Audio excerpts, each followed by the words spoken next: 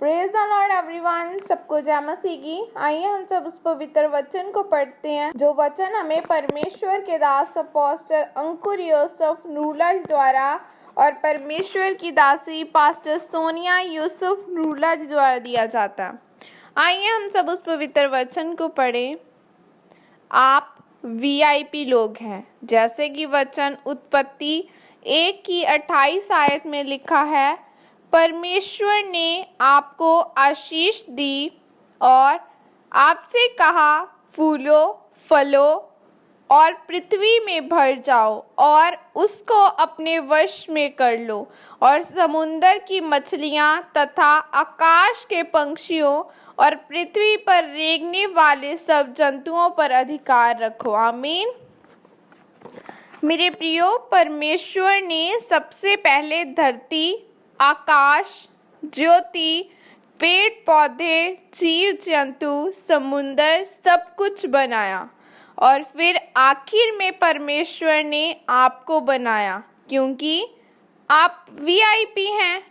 सब कुछ बनाने के बाद परमेश्वर ने आपको बनाया। आपकी ज़रूरत की सारी चीज़ें बनाने के बाद परमेश्वर ने आपको बनाया, क्योंकि आप सबसे महत्वपूर्ण हैं। जिस तरह से जब वीआईपी लोग आते हैं तो उनके आने से पहले ही सब कुछ बना हुआ और सजा सजाया होता है, उसी तरह परमेश्वर ने आपको भी कोई काम नहीं दिया कि तू ऐसा जंतु बना या ऐसे पेड़ पौधे बना।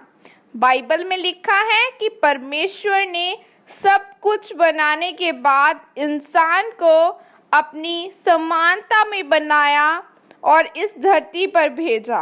परमेश्वर ने आपको कहा कि जितनी चीज़ें तू देखता है इन पर अधिकार कर और इनके मन में हमेशा तेरा डर बना रहेगा और तू हमेशा इन पर प्रभुसत्ता करेगा, क्योंकि आप वीआईपी हैं। लेकिन मेरे प्रियो, आपका दुख आपको धोखा न देने पाए कि आप वीआईपी नहीं हैं। अगर आपको दुख न होता तो आप आज चर्च में न होते। आपका दुख आपको परमेश्वर के करीब करने के लिए है, अपना आप जाहिर करने के लिए है और परमेश्वर की सेवा में लेकर जाने के लिए है। आज आपका जीवन चाहे जैसा भी है, लेकिन यह बात कोई भी शैतान की ताकत आपसे छीन नहीं सकती कि आप वीआईपी हैं। मेरे प्रियो, अब अगर आप वीआईपी हैं तो आपकी चाल भी वीआईपी लोगों की तरह ही होनी चाहिए। आपकी जेब में कितने पैसे हैं यह मायने नहीं करता है। अगर आप विश्वास करते हैं कि परमेश्वर के बेटे बेटियां हैं, वीआईपी हैं, तो आप वैसे ही बन जाएंगे जैसा आपका विश्वास है। परमेश्वर ने कहा कि हर एक व्यक्ति अपने आप को वैसा देखे जैसा मैं कहता हूँ।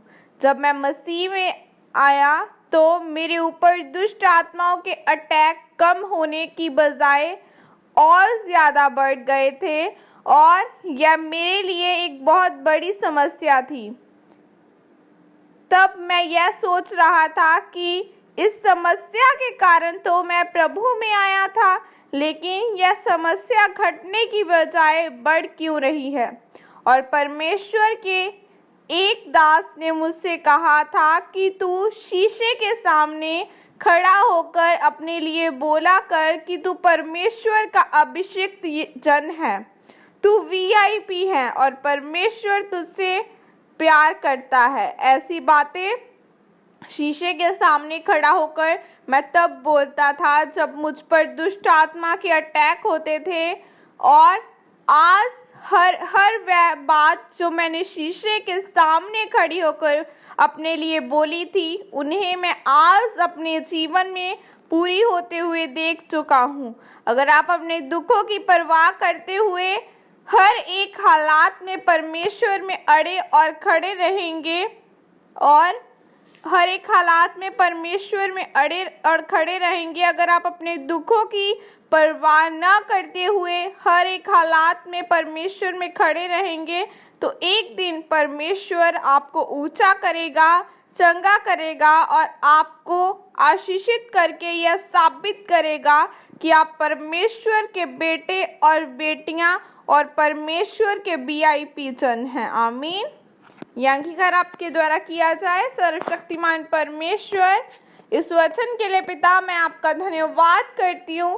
परमेश्वर, मैं अंगीकार करती हूँ कि मैं हर हालात में आपके वचनों में बनी रहूंगी और अपने आशीषित होने के सही समय का इंतजार करूंगी, क्योंकि मैं जान चुकी हूँ कि मैं एक वीआईपी जन हूँ। प्रभु यीशु मसीह के सामर्थ्य नाम में मांगती हूँ। आमीन।